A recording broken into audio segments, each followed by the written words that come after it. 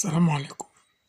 أنا سمعت كلام حلو جدا عجبني أنا كأحمد شخصيا.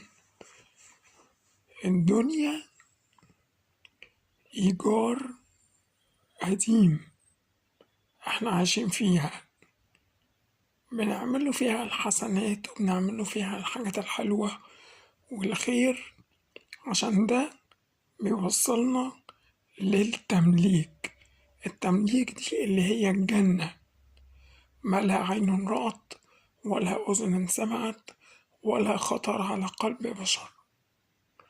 ربنا يمنحنا وإياكم الجنة من أوسع أبوابها، اللي هي الفردوس النزلة إن شاء الله بإذن الله. بس نعمل خير ونحب بعض ونساعد بعض. السلام عليكم.